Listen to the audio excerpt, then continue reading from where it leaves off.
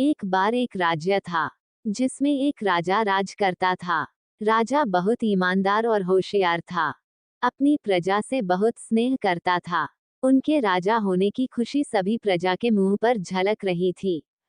प्रजा अपने आप को भाग्यशाली समझ रही थी कि हमें ईश्वर जैसे राजा मिले हैं। उनके राजा होने से प्रजा को किसी प्रकार का कोई दुख नहीं था। प्रजा के दिन बड़े खुशी से गुजर रहे थे। राजा के राज दरबार में कई सारे मंत्री रहते थे, जिनमें से एक मंत्री लोभी और घमंडी था। वह राज दरबार से चोरी छुपके कुछ न कुछ चुरा लेता था, लेकिन किसी को भी इस बात का पता नहीं चलता था। कभी सिक्के चुरा लेता तो कभी आभूषण। जब राजा को इस बात का पता चलने लगा कि राज दरबार से रोजाना कुछ न कुछ चुराया जा रहा है, तो उसे इस बात का बहुत दुख हुआ कि हमारे राज्य में ऐसा काम करने वाला कौन होगा। उसे अपने मंत्रियों में से एक मंत्री पर संदेह होने लगा। राजा ने सच सामने लाने के लिए एक दिन अपने शयन कक्ष की चाबी वहीं पर एक जगह गिरा दी और अपने मंत्रियों को इस बात की खबर दी और चाबी ढूंढने को कहा। सभी मंत्री चाबी ढूंढने लगे और राजा उन पर नजर रखने लगा। रात होने पर चाबी न मिलती तो सभी मंत्री भी जाकर सो जाते हैं और राजा चाबी लेकर अपने कक्ष में सो जाते थे। कई दिनों तक ऐसा ही चलता गया और एक दिन राजा का संदेह सत्य निकला। उस मंत्री को वह चाबी मिल गई थी, लेकिन उसने वह चाबी अपनी जगह छिपा दी ताकि राजा के कक्ष में भी चोरी की जाए। तभी दूसरे दिन राजा ने कहा, मेरे कक्ष में 200 सोने की मोहरें हैं। अगर चाबी न मिली तो वह कुछ काम की नहीं है, और अगर जिस मंत्री को मिलेगी उसे 1000 सोने की मोहरें दूंगा।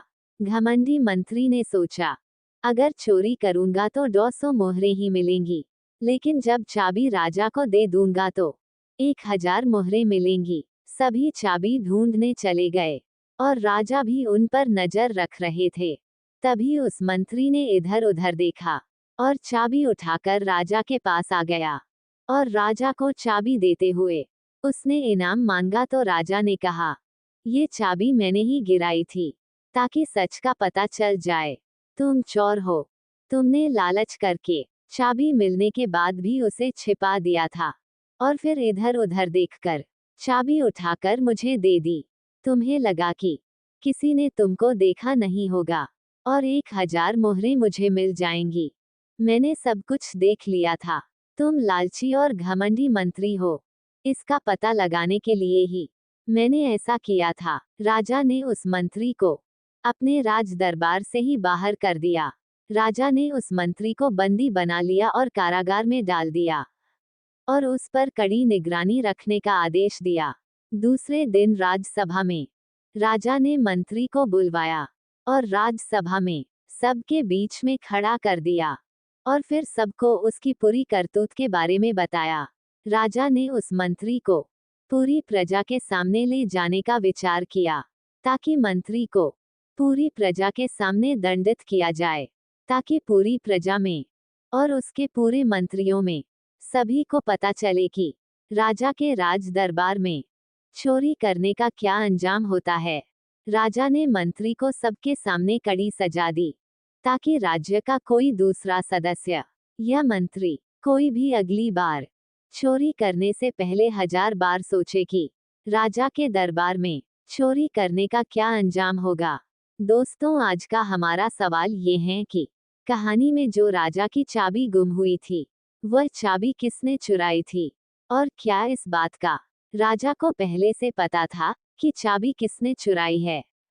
दोस्तों, आप इस सवाल का जवाब हमें कमेंट में जरूर बताएं और इस कहानी को अपने दोस्तों के साथ भी शेयर करें और इसी तरह की कहानी डेली पढ़ने और हमसे जुड़े रहने के लिए आप हमें सब्सक्राइब भी कर सकते हैं।